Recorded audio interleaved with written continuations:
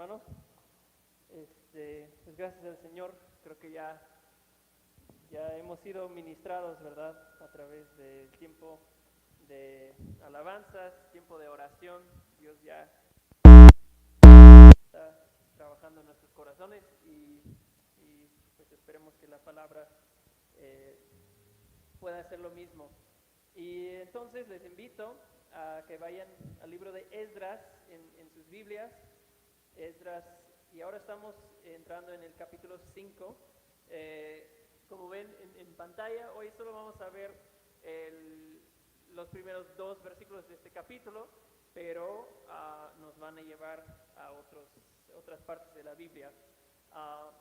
El poder transformador de la predicación de la palabra. No sé cuántos de ustedes han oído de las historias revés y regreso. Las historias revés y regreso, quizás hay otros términos también que se ocupan, pero son historias en las que la persona o un grupo de personas sufre un revés, ¿no?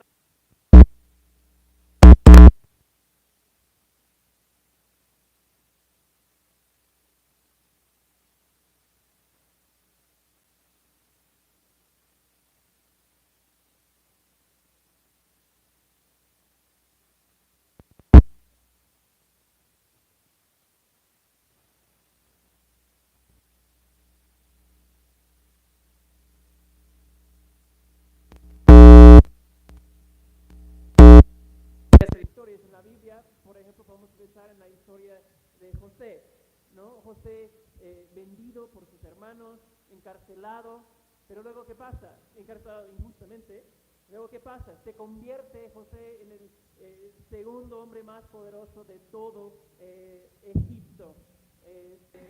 En el mundo deportivo, la historia de Pelé, el jugador brasileño, es famoso. Era uno de los mejores futbolistas de todos los tiempos, todavía se dice de él, que en su momento se retiró de su carrera por dificultades personales, ataques que había sufrido, estaba en el apogeo de su carrera y se retiró de su carrera, pero regresó como 2 o 3 años después a jugar en Estados Unidos y transformó el fútbol en Estados Unidos. En el mundo del cine, Robert Downey Jr. En los 90s su carrera estuvo descarrilado completamente por problemas con drogas y alcohol y hasta pasó tiempo encarcelado, pero logró superar eso. Retomó su carrera en 2013 y en 2008 consigue el papel de Tony Stark en la película Iron Man y se convierte en el actor mejor pagado de ese año 2008. En el mundo tecnológico, la empresa Apple, ¿no? En los 90s estuvo a borde de la quiebra, nadie daba un centavo por esa empresa, pero en 1997 llega un nuevo director ejecutivo, Steve Jobs, que tenía visión y ideas y logró transformar esa empresa en el gigante tecnológico que es hoy. Y en la historia que estamos viendo hoy, en Esdras, vemos también una especie de revés y regreso. Recordamos que como este grupo de 50,000 personas que había vuelto del exilio en Babilonia, volvieron a Jerusalén, a Judea. Ellos estaban ahí en Babilonia a causa de siglos de idolatría, desobediencia a la palabra de Dios. Ellos han vuelto, como hemos visto, y comenzaron a quitar las ruinas y construir de nuevo. Pero ¿qué pasó?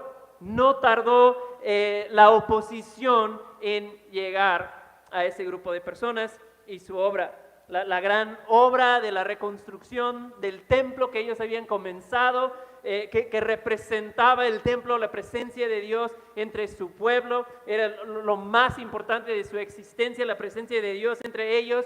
Como vimos hace 8 días, esa obra quedó parada, ¿verdad? Hubo oposición y la obra se detuvo por completo. Y durante 16 años estuvo detenida la obra de construcción del templo. Parado, detenido por completo. Tal vez tú, hermano, hermana, amigo que estás aquí, te encuentras hoy en un lugar similar, detenido, estancado, debilitado, confundido, o simplemente preguntándose dónde fue el entusiasmo que una vez tenía, que una vez sentía de vivir para Cristo. Tal vez el enemigo en su ataque ha detenido la obra de Dios en tu vida, una circunstancia difícil que has enfrentado, o tal vez el enemigo mismo se ha levantado y has permitido que detenga tu crecimiento espiritual, o tal vez seas tú mismo. ¿No es cierto que nosotros y nuestro corazón muchas veces yo soy mi peor enemigo, ¿verdad? Y lo vemos en la historia de Esdras. Hubo presión externa, eso sí, era real, pero eso no fue todo. También hubo complicidad, hubo falta de compromiso interno de parte del pueblo, y ellos se sentaron. 16 años se detuvo la obra, ellos desanimados, detenidos, el templo olvidado.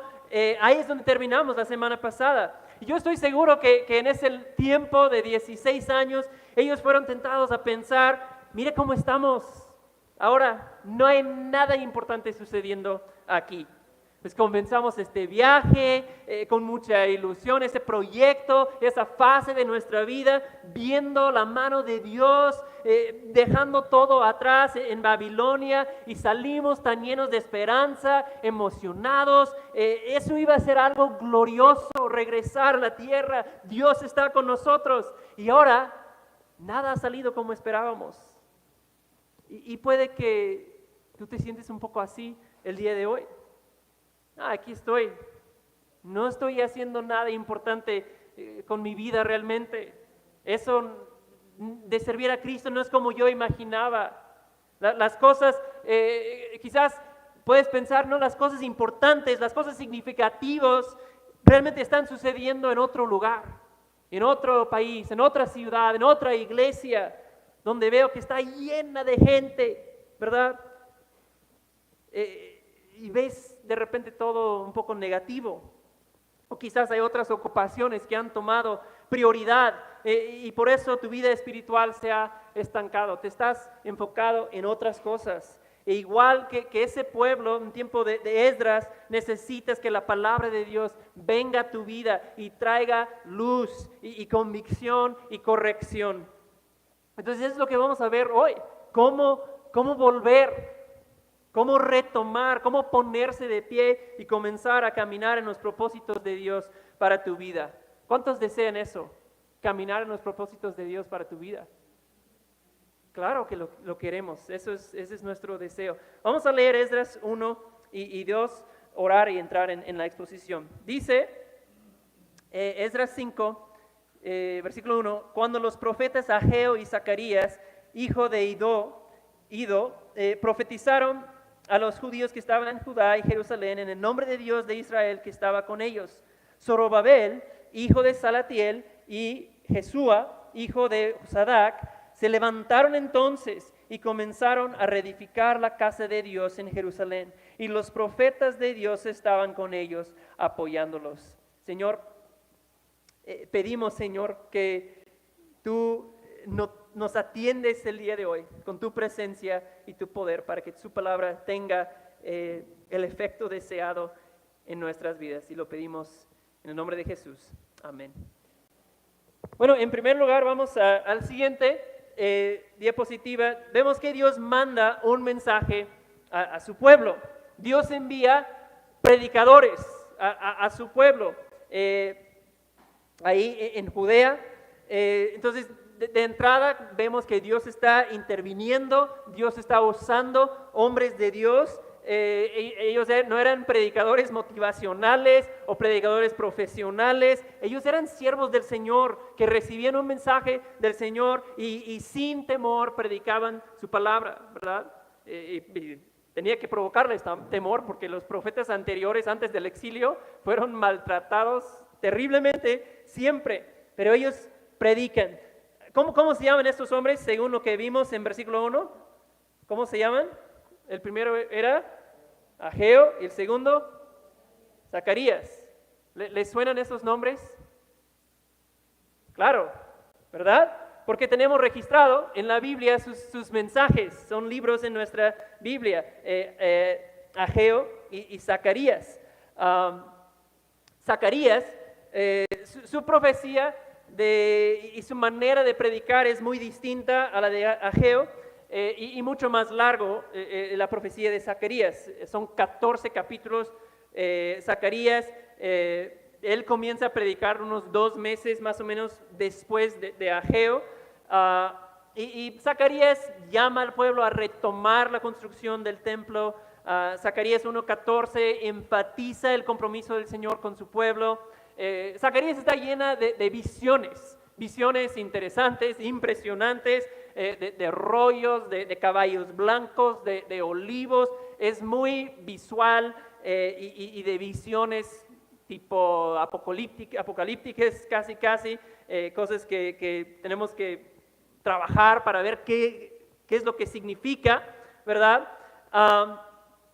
Pero en todo el propósito de Zacarías es animar al pueblo. Dios no ha olvidado de ustedes, a pesar de lo que ustedes están viendo en ese momento, la salvación y la restauración viene. Y algunas de sus visiones miran más allá del momento presente del pueblo y los anima a ellos con una visión del futuro, una visión de la venida del siervo de Dios que establecerá su reino por medio de su Mesías, ¿no? Es una profecía bastante extensa. Ageo, por otra parte, y quiero que vayamos a Ageo, pueden empezar a buscar Ageo en tu Biblia, porque Ageo es muy distinto. Ageo es 2 capítulos cortitos y su mensaje de Ageo es directa y es muy clara, ¿sí? Y podemos ver la esencia de su predicación de Ageo a este pueblo. De hecho, vamos a pasar buena parte de nuestro tiempo aquí en Ageo, el primer capítulo de Ageo, porque pues, ese es el mensaje que estamos viendo aquí en Ageo, que se predicó a ese pueblo, que estuvo sentado, que habían abandonado durante 16 años la obra de reconstrucción del templo. Notarás que Esdras viene como por aquí en tu Biblia, Ageo viene hasta el final del Antiguo Testamento. ¿Por qué es eso? Bueno, porque Esdras realmente, cronológicamente, está hasta el final del Antiguo Testamento.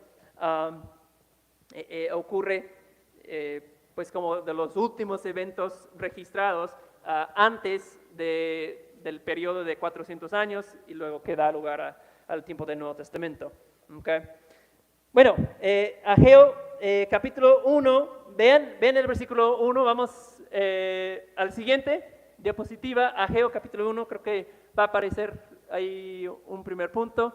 ¿Okay? Vemos en el capítulo 1, versículo 1, leemos juntos: el año segundo del rey Darío, en el mes sexto, el día primero del mes, vino la palabra del Señor por medio del profeta Ageo a Zorobabel, hijo de Salatiel, gobernador de Judá, y al sumo sacerdote Josué, hijo de Josadak.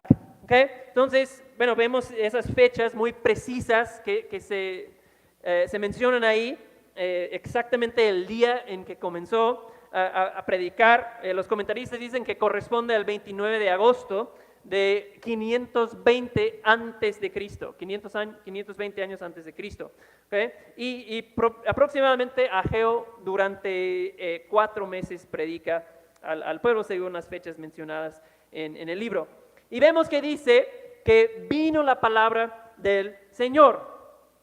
Dios habla a su pueblo, ¿verdad? Dios no los abandona. Ellos de alguna manera han abandonado a Dios, ¿no? Ellos no le han dado la importancia a su relación con el Señor. No están ellos yendo al templo a escuchar la lectura y explicación de la ley de Dios. Han pasado 16 años, o sea, la siguiente generación, tus hijos están creciendo sin que los padres les expliquen: oye, ¿por qué vamos a ese lugar? ¿Y por qué escuchamos la lectura de la ley y la explicación? Ellos no están viendo cómo llevamos sacrificios al templo y nuestros papás nos explican por qué hacemos sacrificios a Dios. Ellos han abandonado todo eso. Sin embargo, Dios no abandona a los suyos. Y es su amor de Dios que le motiva a hablarles a ese pueblo por medio de esos profetas, Ageo y Zacarías. Y hermanos, Dios no es como nosotros, ¿verdad? Cuando hay problemas entre amigos, hermanos, en el matrimonio, ¿aplicamos qué? A veces la ley del hielo. No, ya, ni te voy a hablar porque me cae súper mal ahora y se aplica, ¿verdad? Dios no es así. Dios se acerca, habla a su pueblo a pesar de su infidelidad y a pesar de nuestra infidelidad, y a pesar de que le abandonamos a Dios a veces como ese pueblo, ¿sí? Gracias a Dios que hoy todavía viene a nosotros la palabra de Dios. Dios viene a nosotros cuando nos hemos apartado, cuando nos hemos enfriado y nos busca. ¡Qué bendición! Versículo 2, damos otro clic ahí, la condición espiritual del pueblo. ¿Cómo estaba el pueblo? Aquí es donde nos enteramos realmente de cuál era la condición espiritual de ese pueblo en el tiempo de Esdras. Versículo 2 dice, así dice el Señor de los ejércitos. Este pueblo dice, algunos mencionan que incluso el hecho de que dice este pueblo, no dice mi pueblo, señala algo de la relación de que ellos me han abandonado. Este pueblo dice, ¿qué es lo que están diciendo ellos? No ha llegado el tiempo de que la casa del Señor sea reedificada. No ha llegado el tiempo, ¿verdad? Todavía no es tiempo para comenzar a construir.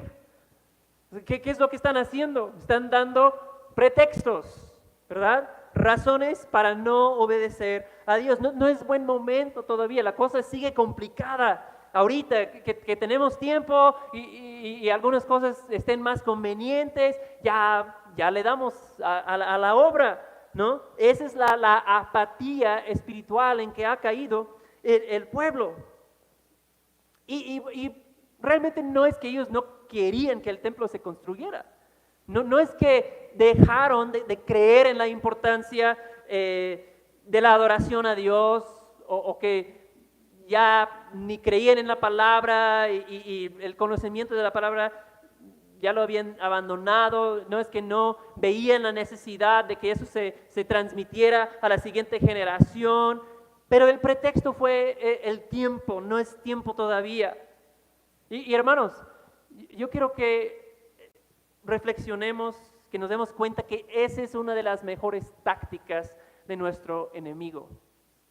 Él no necesita que cambies de creencias, que tú niegues a Cristo, solo necesita que postergas, que no hay que esperar, ahorita, ¿verdad? Él solo quiere lograr que tu obediencia al Señor, que tu crecimiento espiritual, tu actividad en su reino quede en buenas intenciones, y con eso Él está satisfecho. Tenerte en neutral ahí, ¿no? No le importa tanto que te vayas para atrás y rechaces a Cristo y abandones tu fe, solo te quiere estancado, en neutral, no avanzando, ¿sí? Esperando. Versículo 4. Vean el versículo 4. Mantengan sus Biblias ahí abiertas en Ageo 1 porque vamos a ir leyendo. ¿Qué dice 4? ¿Es acaso tiempo? Esa es la respuesta del Señor. ¿Es acaso tiempo para que ustedes habiten en sus casas artesonadas mientras esta casa está desolada? Entonces, ahí vemos otra realidad de la condición espiritual del pueblo. ¿Ven lo que estaba ocurriendo? Ellos tenían entusiasmo y energía para su propia vida, para trabajar en su propia comodidad, pero apatía apatía espiritual en cuanto a la gloria de Dios. Energía para mi casa y mi comodidad, pero la casa del Señor, apatía, lo ignoraban. En esencia, Dios está diciendo, es hora realmente para que ustedes se enfoquen en sí mismos? O sea, la idea de casas artesonadas, estaba investigando un poco, es que pues tiene la idea de paneles de madera, pero prácticamente la idea es que estaban agregando lujos innecesarios a sus casas, ¿no? Pues haciendo casas lujosas en vez y ignorando la casa de Dios que tenían que estar construyendo, ¿sí? Y estaban distraídos. Su lealtad a Dios y la obediencia se estaba moviendo a otras cosas estaban tomando prioridad y ellos necesitan despertar, ¿no? Como vimos en el capítulo anterior, las condiciones externas, la oposición de esas personas que se levantaron contra ellos eran reales, pero la condición interna que Dios estaba viviendo era más peligrosa todavía y por eso Dios les habla a ellos. Ustedes ahora son el problema, no las condiciones externas, ¿sí? Y aquí es donde debemos nosotros, hermanos, reflexionar en nuestra propia vida. ¿Qué hay en tu vida donde estás haciendo lo mismo, poniendo pretextos como ellos? ¿Dónde te estás enfocando demasiado en ti mismo?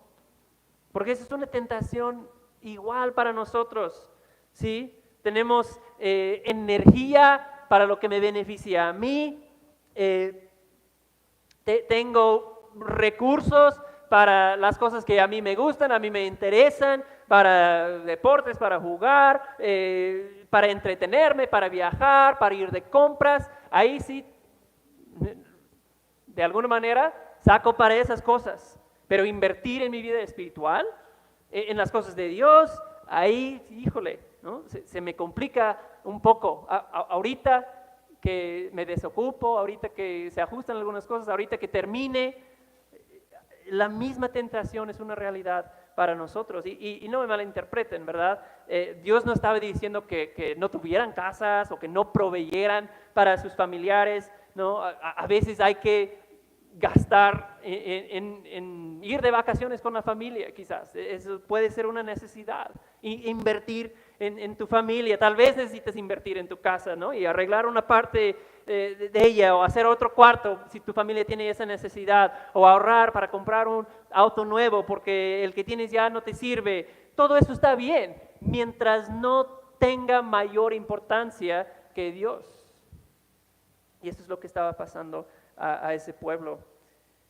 Porque en el momento, hermanos, en que esas cosas cobran una importancia mayor que Dios, ¿qué es lo que está pasando? En el momento en que esas cosas empiezan a desplazar a Dios del primer lugar en tu vida, se vuelven ídolos, ¿no?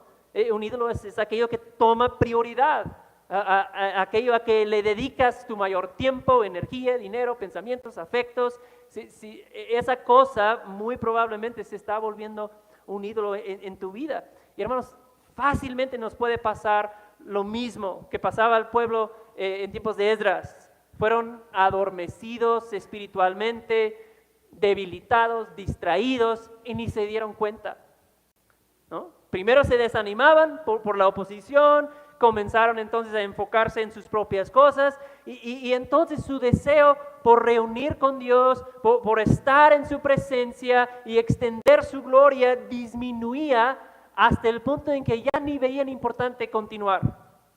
Ya ni es importante construir el templo estaba ahí olvidado completamente, ¿no? ¿Dónde, hermanos, podría estar ocurriendo lo mismo en nuestras vidas, con nosotros? Donde mis prioridades están desordenadas, mi uso de mi tiempo libre, mi energía, mi dinero, mis deseos, mis pensamientos, donde todo sutilmente comienza a orientarse en torno a mí mismo, a mi vida, en lo que yo quiero, en lo que se siente bien para mí, y empiezas a caer en una ceguera espiritual como ellos, unas actitudes de apatía e indiferencia espiritual que entonces me expone esa condición espiritual a los ataques que el enemigo va a lanzar contra mi vida. ¿Sí? Esa es la condición espiritual de ellos y es una una foto muchas veces de nosotros, que podemos caer en la misma condición, las mismas tentaciones. Y bueno, vamos al siguiente que va a aparecer ahí. ¿Cuál es el llamado de Dios ante esa realidad, ante la realidad de esa condición espiritual de ellos? Versículos 5 y 7. ¿Qué dice? Ahora pues, dice el Señor de los ejércitos, consideren bien sus caminos. Versículo 7, así dice el Señor de los ejércitos, consideren bien sus caminos. 2 veces la misma invitación del Señor, consideren bien sus caminos. Ante esa realidad espiritual en el pueblo, Dios les invita a que consideren bien sus caminos. Dios les invita a reflexionar, ¿no? Dios quiere que se den cuenta, que ellos puedan ver su propia realidad, ¿no? Dios no dice, están mal en eso, están mal en eso, están mal en eso. Dios dice, consideren sus caminos. Yo quiero que ustedes mismos se den cuenta de tu propia realidad. Dios, hermanos, nos está invitando a lo mismo. Nos está invitando también a reflexionar y considerar nuestros caminos, ¿sí? ¿Estoy siguiendo mi propio camino? Saben que la Biblia habla de eso, ¿verdad? Seguir nuestro propio camino,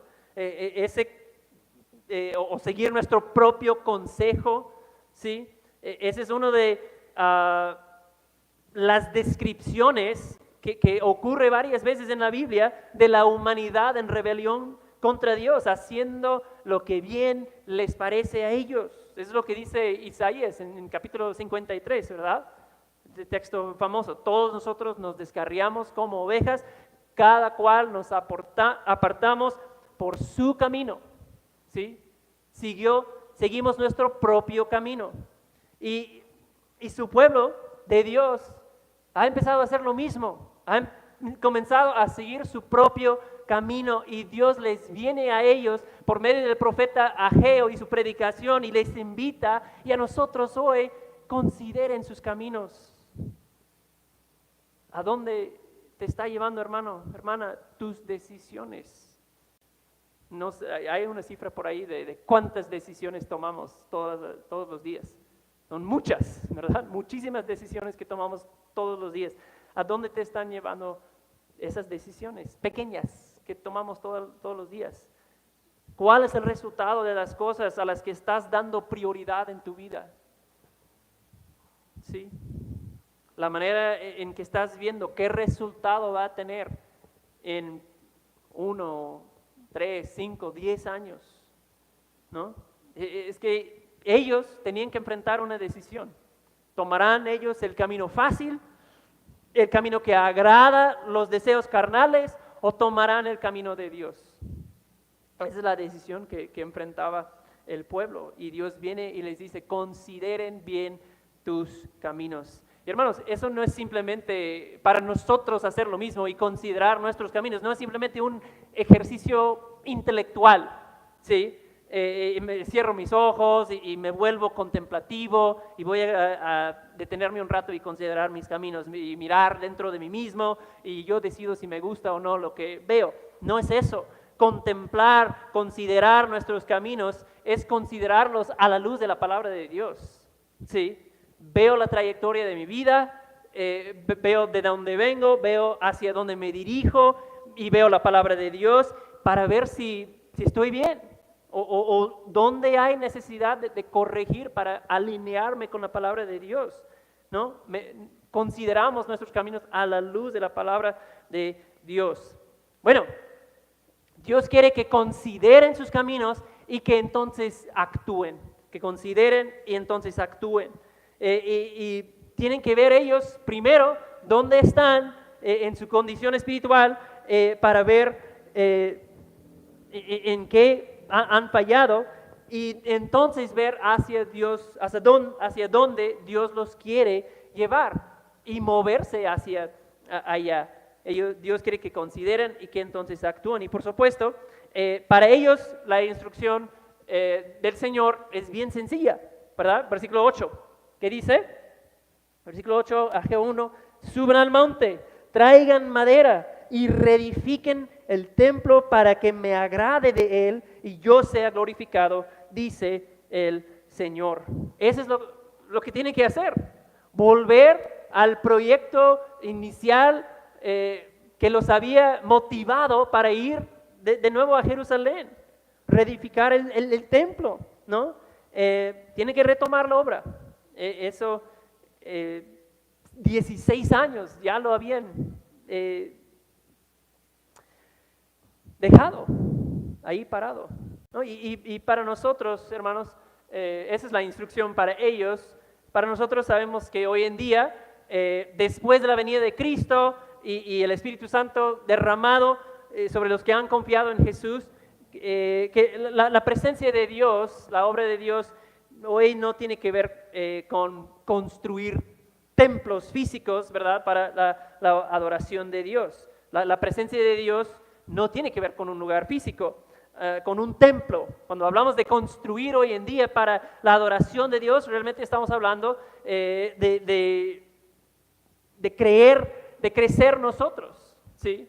Edificar el templo es tú y yo crecer en Cristo semejanza. Edificar el templo es nosotros vivir adorando a Dios, vivir en misión, extendiendo el Evangelio a otros, haciendo discípulos, más templos vivientes de Dios. Eso es lo que para nosotros es construir el templo, ¿no? Porque de repente se usan esos textos como para animar a unas iglesias a campañas de levantamiento de fondos para construir un edificio.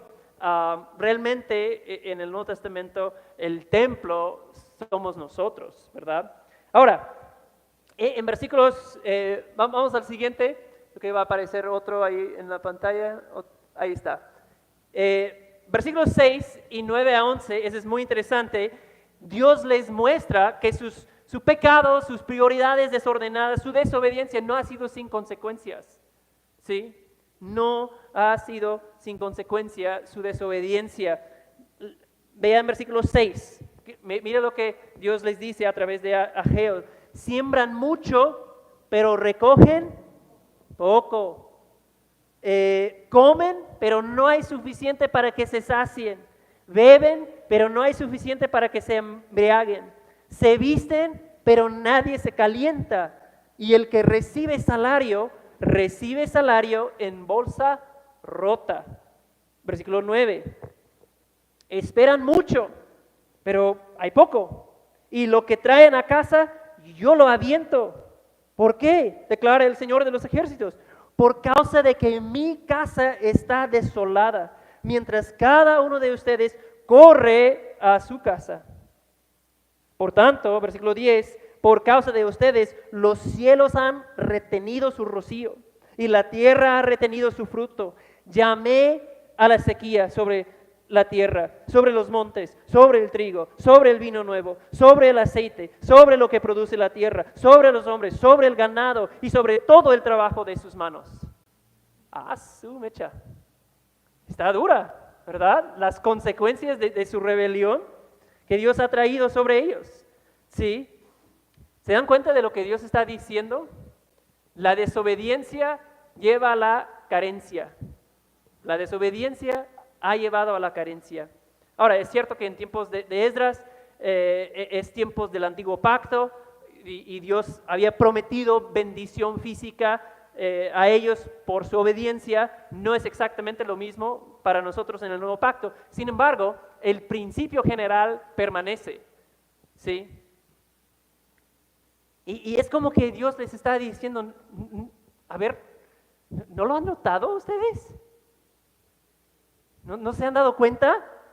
Ustedes siembran mucho y cosechan bien poquito.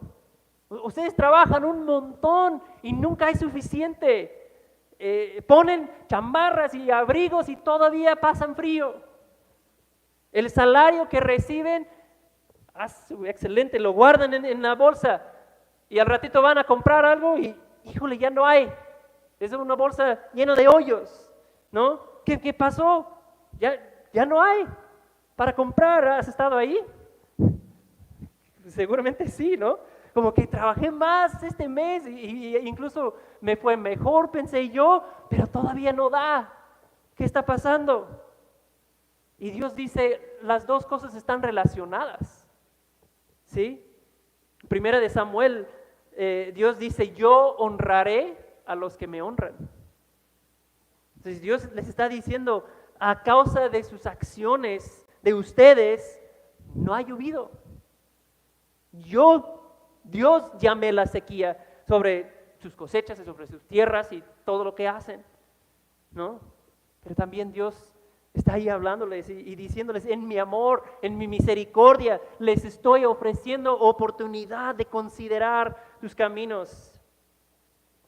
En el Nuevo Testamento Jesús dijo lo mismo, ¿no? Prácticamente busquen primero el reino y su justicia y todas las demás cosas les serán añadidas. Es la misma idea, ¿no? Entonces, hermanos, el principio aquí es que la vida bendecida es la vida orientada a Dios, buscando primero su reino. Esa es la vida bendecida, ¿sí? Porque su desobediencia ha llevado a la carencia. Bueno, ¿será suficiente esa predicación de Ageo para moverlos a acción? ¿Qué es lo que para nosotros es suficiente en tu vida para moverte a acción, para que cambies de rumbo? Bueno, vamos al siguiente y de vuelta a Esdras, un momento, Esdras 5, versículo 2, la palabra produjo el impacto deseado. La predicación de Ageo, de Zacarías, produjo el impacto deseado. Versículo 2, Zorobabel, hijo de Salatiel, y Jesúa, hijo de Josadac, se levantaron entonces, escucharon esa predicación de Ageo y respondieron, se levantaron entonces y comenzaron a reedificar la casa de Dios en Jerusalén y los profetas de Dios que estaban con ellos apoyándolos. ¿Sí? Varias cosas ahí.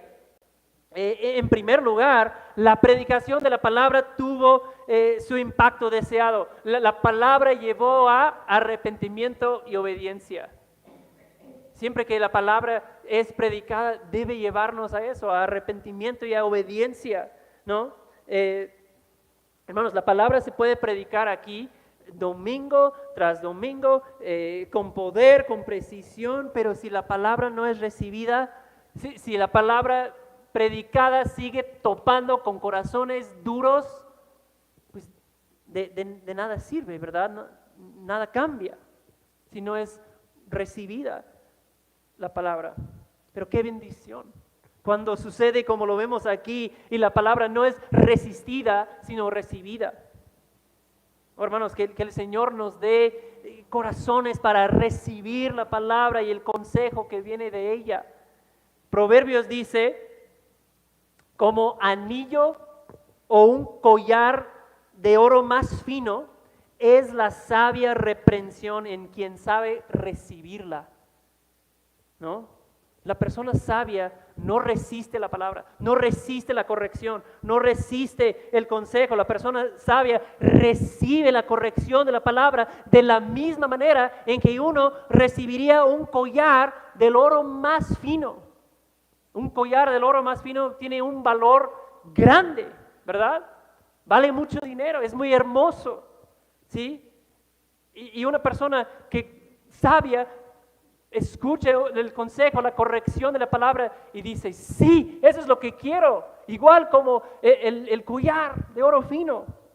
Eso es lo que vemos en el pueblo. Hermanos, por eso, ese es el corazón que tú y yo queremos, ¿verdad? Tenemos que orar que Dios nos dé corazones de tierra fértil, ¿no? ¿Se acuerdan de la parábola de Jesús?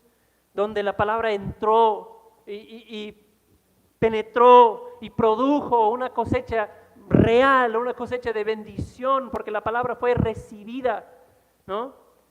Eso es lo que queremos. Entonces vemos con ese pueblo que se han levantado, han respondido, están de vuelta, ¿verdad? Y ahí vemos un ejemplo del poder que tiene la palabra cuando es predicada y comunicada con poder y entonces recibida con fe y obediencia. Sí, hermanos, las cosas cambian en nuestras vidas cuando tomamos en serio la palabra. Cuando vemos a la palabra por lo que es la palabra, mensaje, ley de Dios, ¿sí? O sea, ellos reconocieron, y tenemos que reconocer lo mismo, ellos vieron a Ageo llegar y un día se puso a predicar. Ellos escucharon sus palabras y no lo vieron nada más como un mensaje del paisano Ageo. Ellos se dieron cuenta, esa es palabra de Dios, no es palabra de Ageo, esa es palabra de Dios, ¿no? Tenemos que recibir la palabra de esa manera, como palabra de Dios. Y los líderes también, vemos que ellos vieron su pasividad, su complicidad, fueron los primeros en reconocer su error y responder, ¿no? Ellos hacen lo que buenos líderes deben de hacer, se levantaron y empezaron a poner el ejemplo. Y eso es un recordatorio para líderes. Las personas generalmente siguen el ejemplo de buenos líderes, ¿no? Ellos dieron el ejemplo y los demás siguieron, ¿sí? Liderazgo la razón por qué sucede así es porque el liderazgo es una posición de influencia, ¿no? Los líderes influencian a las personas. ¿Quiénes aquí están en un rol de liderazgo? Bueno, la verdad es que casi todos, de alguna manera, estamos en una posición de liderazgo. Pastores son líderes, padres son líderes, madres son líderes en sus casas, tienen una responsabilidad de liderazgo ahí, maestros, maestras, en el trabajo, ¿sí? Tienes personas bajo tu autoridad ahí, hasta los niños. Si eres hermano o hermana mayor, estás siendo de ejemplo y ejerciendo cierto liderazgo sobre sus hermanos, ¿sí? Todos. El tema del liderazgo afecta a todos, ¿no? Y por un tiempo, lo que vemos en la historia es que los líderes mismos, junto con el resto del pueblo, habían abandonado su responsabilidad, habían dejado la obra igual que ellos, habían dado un mal ejemplo, pero vemos que ellos fueron los primeros en responder. Cuando se dieron cuenta, Dios nos está hablando, hemos estado mal, pusieron el ejemplo. Y creo que en este texto, vamos a la última diapositiva, creo que este texto nos muestra, nos está indicando cuáles son los elementos indispensables para una vida de propósito y piedad. Y es bien sencilla, ¿no? ¿Cuáles son los elementos indispensables para una vida de propósito y piedad? Bueno, el número 1 va a aparecer ahí, la predicación de la palabra de Dios, ¿sí? La predicación de la palabra de Dios fielmente entregada y fielmente escuchada, ¿verdad? Por medio de hombres de Dios, la palabra fue predicada y el pueblo escuchó la palabra, pero no solamente escuchó la palabra, en segundo lugar es la aceptación de la palabra, ¿no? Porque podemos escuchar algo, pero no aceptarla, ¿verdad? Ellos creyeron que era palabra de Dios, ellos creyeron que esas palabras de Ageo eran palabras de verdad, ¿no? Entonces, un elemento indispensable para una vida de propósito y piedad es escuchar la palabra, aceptar la palabra, la recibes como palabra de Dios para mí. Y en tercer lugar es la determinación de ponerla en práctica. Todo eso lo vemos en esa historia. La determinación de ponerla en práctica, de obedecer. Esos son los elementos esenciales, hermanos. Así es como volvemos del estancamiento espiritual. Ahí es donde comenzamos, ¿verdad? Ahí es como retomamos cuando hemos estado detenidos o nuestro entusiasmo por Cristo se ha ido, escuchando, recibiendo, creyendo y obedeciendo la palabra. Los tres son esenciales, ¿sí? Tienes que escuchar, ingerir constantemente la palabra, la tienes que recibir como palabra de Dios. Y entonces la tienes que poner en práctica en tu vida. Entonces le quiero preguntar, ¿esa es la actitud, ese es el compromiso, esa es la determinación de tu vida? Responder, escuchando, recibiendo y obedeciendo la palabra.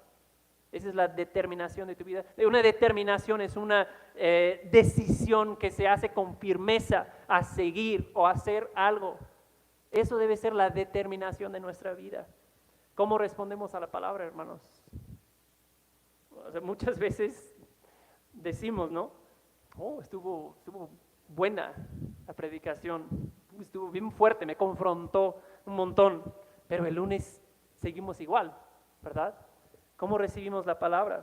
Si ellos hubieran dicho eso, el pueblo a quien Ageo y Zacarías predicaban, estuvo bueno el mensaje del hermano Zacarías, traía el poder hoy el buen Zacarías, pero no se hubieran subido al monte a traer madera y piedra y ponerse a construir, pues de nada habría servido la predicación de Ageo y Zacarías. Entonces, en esta historia estamos viendo el revés, la derrota, el estancamiento que experimentaron, y ahora hemos visto el regreso, ¿no? ¿Por qué? ¿Por qué respondieron a la palabra de Dios? Fue la palabra de Dios que los trajo de regreso, ¿verdad? Proverbios 24:16 dice, anota eso o búscalo si quieres. Proverbios 24 dice, el justo cae 7 veces y vuelve a levantarse, pero los impíos caerán en desgracia. Los impíos caerán y seguirán cayendo, pero el justo puede caerse, el justo puede enfriarse, el justo puede desanimarse, el justo puede detenerse, pero no se queda ahí, ¿verdad? Responde a la palabra y se levanta y sigue adelante mirando a Jesús. Hermanos, la evidencia de un corazón nuevo, regenerado por Jesús, no es que nunca caes, sino cómo respondes cuando caes. Te levantas y sigues adelante, respondes a la palabra, ¿sí? Y al final vean cómo Dios responde cuando el pueblo ha tomado esa determinación de vivir en obediencia a Dios. Les mentí, ese es el último diapositiva, creo. Dios les dice en Ageo 1:13, yo estoy con ustedes, declara el Señor. Qué hermosa promesa. Yo estoy con ustedes, declara el Señor. Hermanos, vivir en la presencia del Señor, no hay bendición más grande posible en esa vida, de vivir en la presencia del Señor, tener la presencia de Dios en tu vida. La presencia de Dios, ¿qué hace?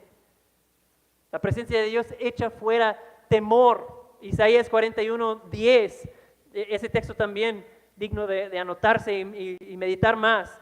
Isaías 41:10 dice, no temas. ¿Por qué? Porque yo estoy contigo. Mi presencia echa fuera temor. Es la cura también para el desánimo. En el mismo versículo Dios dice, no te desalientes porque yo soy tu Dios. Y sigue, es la cura para la debilidad. Dios dice, te fortaleceré. ¿Te sientes incapaz? También Dios dice, te ayudaré y te sostendré con la diestra de mi justicia.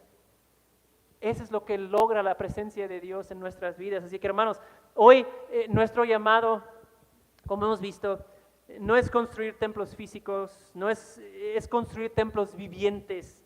Tú y yo somos el templo, es el lugar donde mora la presencia de Dios. Su poder y su presencia debe morar en abundancia en nosotros.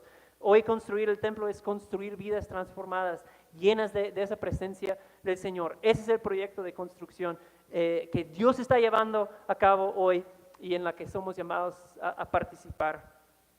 Y quiero terminar, si tú estás aquí y no conoces a Jesús y tú deseas ser parte de eso, tú dices, yo quiero poder participar, yo estoy dentro, algo está moviendo en mi corazón, yo deseo la presencia de Dios en mi vida. Si tú dices, yo sí como ellos necesito un nuevo comienzo en mi vida, yo veo que he estado mal y necesito un nuevo inicio, y dices, yo escucho la palabra de Dios y la estoy recibiendo, la creo y deseo obedecerla. Si eso está en tu corazón, dele gracias a Jesús porque ese deseo es evidencia de su obra en tu vida y Él te está abriendo tu corazón para seguirle, ¿no? Si eso está en tu corazón, si tú confías en Jesús y si tú continúas siguiendo sus palabras, tú serás salvo y experimentarás la enorme bendición de la presencia de Dios en tu vida.